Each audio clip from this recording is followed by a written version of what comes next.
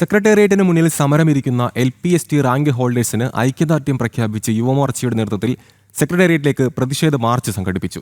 BJP മുൻ സംസ്ഥാന അധ്യക്ഷൻ K. സുരേന്ദ്രൻ മാർച്ച് ഉദ്ഘാടനം ചെയ്തു. പ്രതിപക്ഷത്തിരുന്നപ്പോൾ പറഞ്ഞ വാക്കുകൾ മാറ്റിപ്പറയുന്ന സമീപനമാണ് മുഖ്യമന്ത്രി VD സതീശൻ സ്വീകരിക്കുന്നതെന്ന് K. സുരേന്ദ്രൻ കുറ്റപ്പെടുത്തി.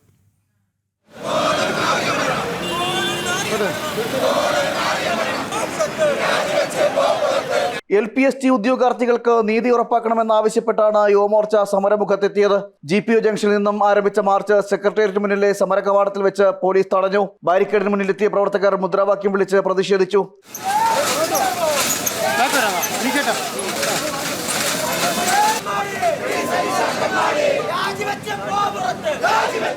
സമാധാനപരമായി പ്രതിഷേധിച്ച പ്രവർത്തകർക്ക് നേരെ പോലീസ് ബലപ്രയോഗം നടത്തി. ഇതോടെ പോലീസും പ്രവർത്തകരും തമ്മിൽ വാക്കേറ്റമായി.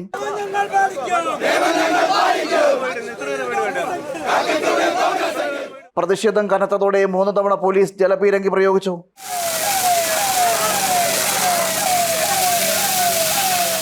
BJP മുൻ സംസ്ഥാന അധ്യക്ഷൻ K. സുരേന്ദ്രൻ മാർച്ച് ഉദ്ഘാടനം ചെയ്തു. DYFIയും യൂത്ത് കോൺഗ്രസും റാങ്ക് ഹോൾഡേഴ്സിന് പിന്തുണ അർപ്പിച്ചെത്തിയില്ലെന്നും ആദ്യം മുതൽ സമരമുഖത്തുള്ളത് യുവമോർച്ചയാണെന്നും K. സുരേന്ദ്രൻ പറഞ്ഞു. ഉദ്യോഗാർത്ഥികളുടെ ന്യായമായ ആവശ്യത്തിന് മുന്നിൽ മുഖ്യമന്ത്രി കണ്ണടയ്ക്കരുതെന്നും മുഖ്യമന്ത്രി പറഞ്ഞ വാക്ക് പാലിക്കണമെന്നും K. സുരേന്ദ്രൻ ഓർമ്മിപ്പിച്ചു.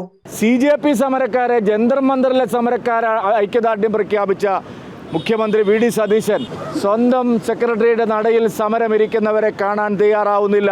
PSCയുടെ അഴിമതി എന്തായാലും പുള്ളിക്ക് കുഴപ്പമില്ല. സ്വന്തം അഴിമതി കേസ് ഒരു മണ്ഡലക്കാലം കഴിയുന്നതിന് മുമ്പ് എഴുതി തള്ളിയ മിടുക്കനായ മുഖ്യമന്ത്രിയാണ് VD സതീശൻ.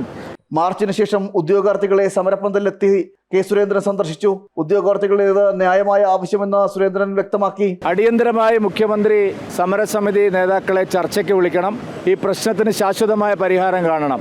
സർക്കാർ നടപടിക്കെതിരായ യുവമോർച്ചയുടെ പ്രതിഷേധം നാളെയും തുടരും. നാളെ രാവിലെ 11 മണിക്ക് സെക്രട്ടേറിയറ്റിലേക്ക് യുവമോർച്ച പ്രതിഷേധ മാർച്ച് സംഘടിപ്പിക്കും.